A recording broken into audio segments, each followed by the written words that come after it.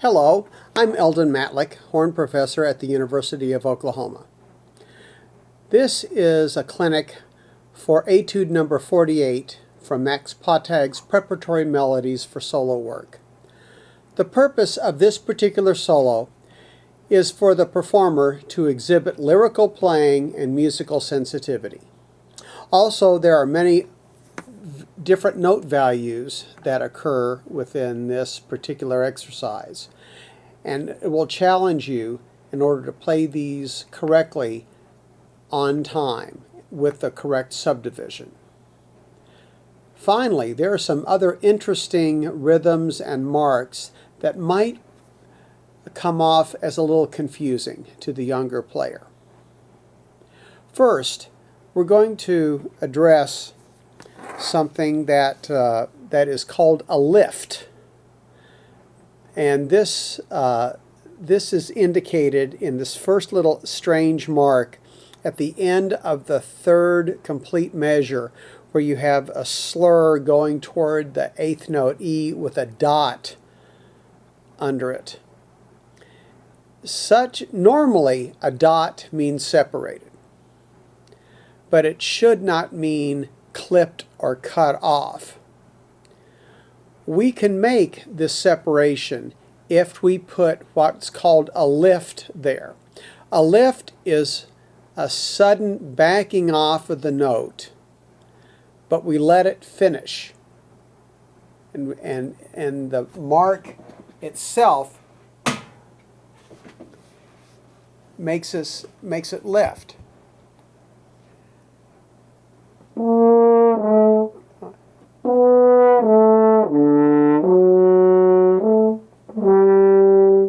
Notice how it lifts.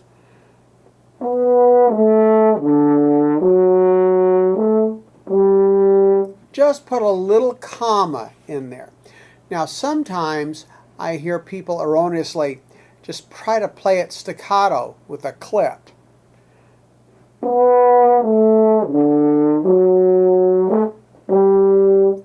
That doesn't make any sense to me. Another solution would be to let that final E be articulated, but more legato.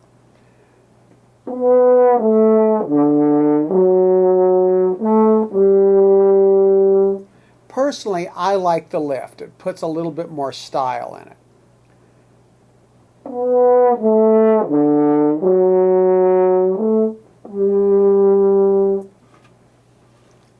Another time lifts happen is at the end of the second line, beginning of the third line.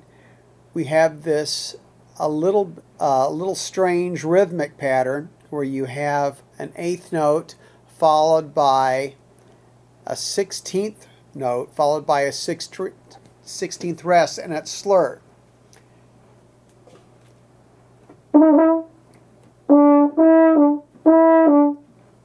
To me, that doesn't sound very musical. So if we practice this lift again,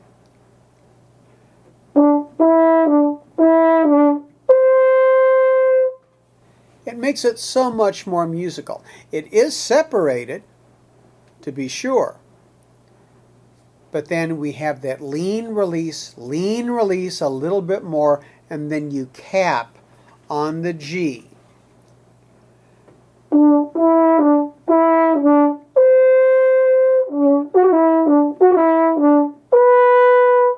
Now, when you play those little grace notes, one thing that may help, I didn't do it the first time and I got in trouble for it, is that you need to slightly accentuate those graces.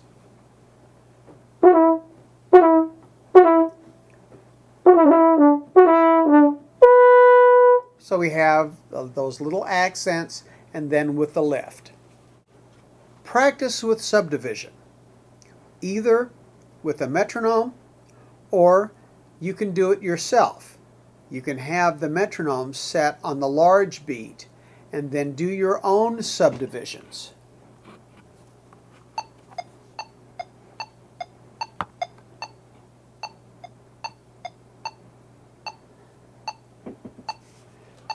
So here's my tempo. Actually, I'm going to move it down just a little bit here.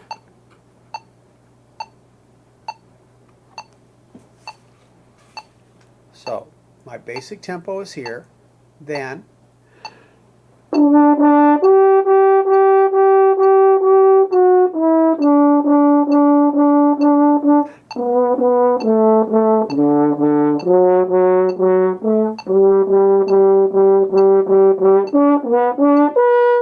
notice I didn't take my breath, but I continued my subdivision because I wanted to set up the timing of the triplet on 4.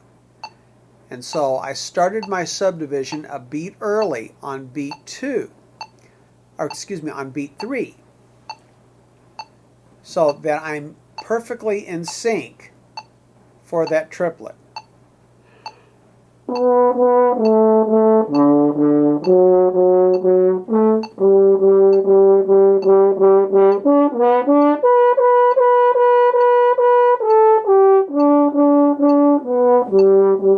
So forth like that, all the way through.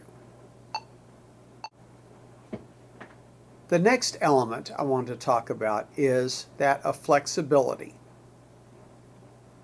Flexibility going up and down within the range relatively effortlessly. So the greatest challenge of flexibility really resides in the last couple of lines. Knowing that lower notes need more energy to sound as loud as upper notes is crucial for us to play this accurately. When the 16th note passages start, make a conscious effort to lean on the air column and increase your energy so that your lower notes do not evaporate.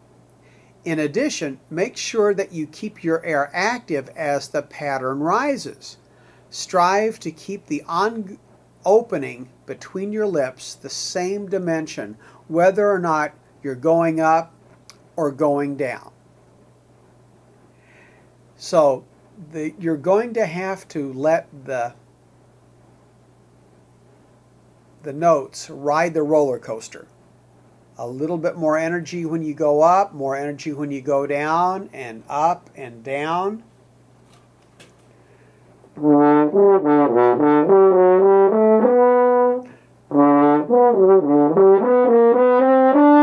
So forth like that. Don't use stagnant air, use active air. And make sure that your air tube remains as consistent as possible.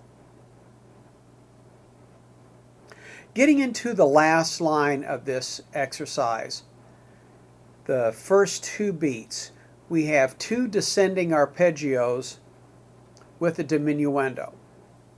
Knowing what we know, that lower notes take more energy to sound as loud, if we do nothing other than use the same amount of air over these next 2 beats, a natural decrescendo will occur.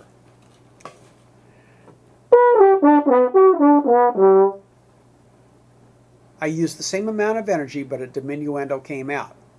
If I was going to make it stay the same, I would significantly have to use additional air.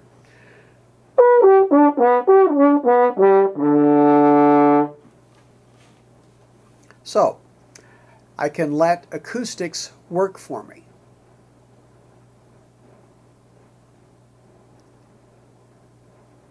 Finally, we can use some easier fingerings to allow us better agility and execution. On the last line especially, we can make things easier by relying more on the B-flat side of the instrument. For instance, after the initial F sharp on that 2 arpeggio figure I was just playing, you can play the rest of those notes on the B-flat horn 1 and 2. Excuse me.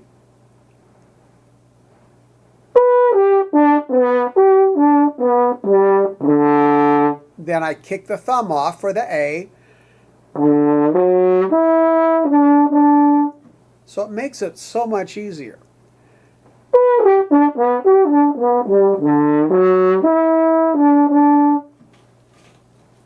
And then finally, the last little flourish, second measure from the end. After you play your first two notes, your D, then your F sharp, the rest of the etude can be played 1 and 2 on the B flat horn again.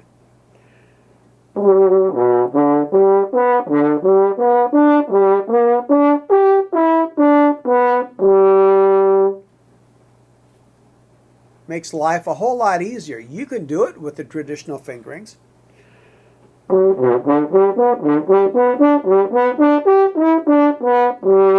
But it just comes out so much easier the other way.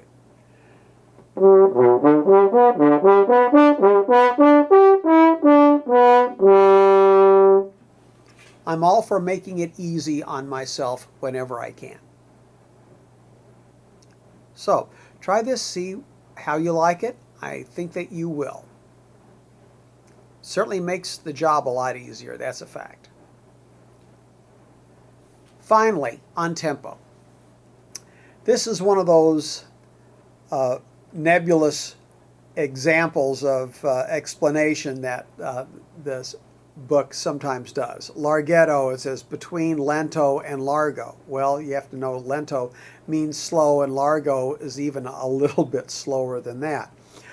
For tempo, I really recommend between a quarter note at 66 at the lowest and 72 at the fastest.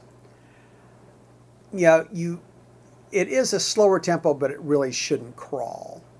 And this flowing tempo will make this etude a lot easier to execute. So, let's listen to what this is like in its entirety.